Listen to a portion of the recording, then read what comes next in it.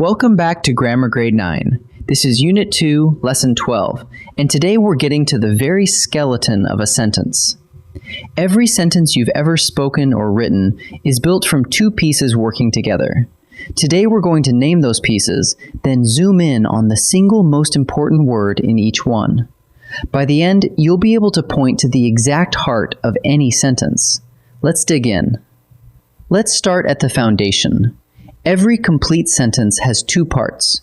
There's a subject, that's who or what the sentence is about, and there's a predicate, that's what the subject does or is. Look at this example. The tired hikers reached the summit. Everything before that little line, the tired hikers, is the subject. That's who the sentence is about. Everything after it, reached the summit, is the predicate. That's what they did. Two halves, working together to make one whole thought. Now, that whole first part has a name. It's the complete subject. In the sentence, "The bright morning sun warmed the field," the complete subject is all four words, the bright morning sun. But inside that group, one word is doing the real work of naming. Strip away the describing words, the, bright, morning, and you're left with sun. That single core word is what we call the simple subject.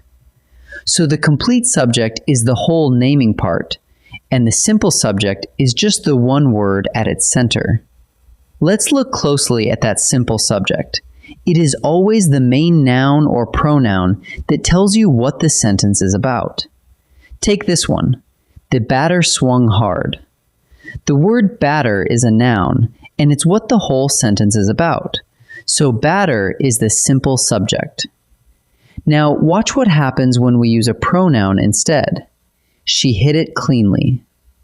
Here, the subject is the pronoun she.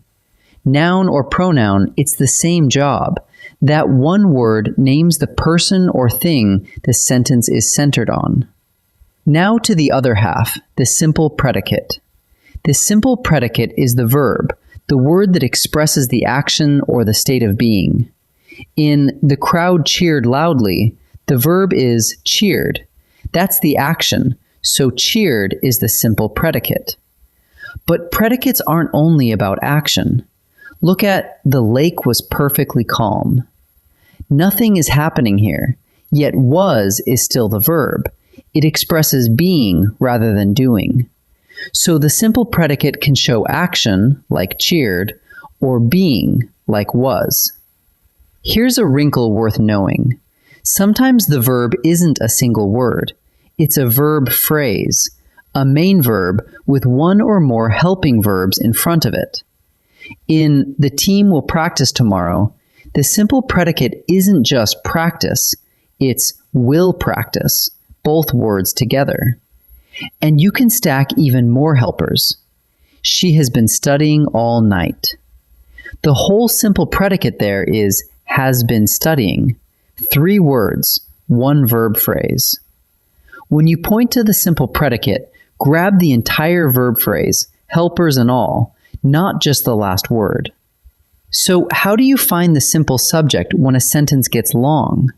Use a simple test. Take "my grandmother lived in Poland."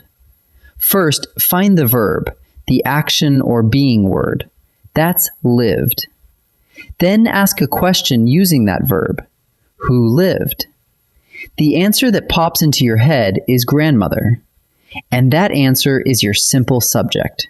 Find the verb, ask who or what about it, and the subject reveals itself every time, even in a sentence full of extra words. Let's boil the whole lesson into a quick routine you can run on any sentence. Step 1. Find the verb. That's your simple predicate, and remember to grab the whole phrase if there are helpers. Step 2. Ask who or what in front of that verb. Step 3. The word that answers is your simple subject. Underneath all the describing words, every sentence has just one core noun and one core verb holding it up. Find those two, and you've found the skeleton. Ready to try a few together? In this first set, I'll give you a sentence, and your job is to find the simple subject, the one core noun or pronoun the sentence is about. Remember the test. Find the verb, then ask who or what. Pause the video and try each before I reveal the answer. The rusty gate creaked in the wind. First, find the verb, creaked. Now ask, what creaked? Not the wind, the gate did. The words rusty and the just describe it, so the simple subject is gate. After the storm, they rebuilt the barn.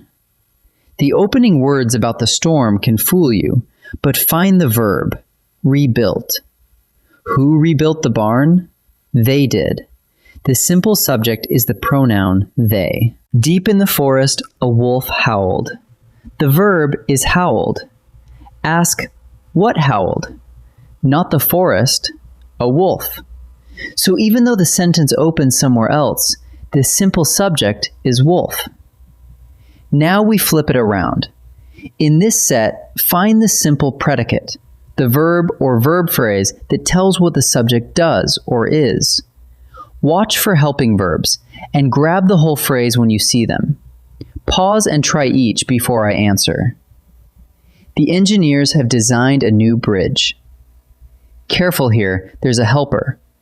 The main verb is designed, but the word have sits in front of it.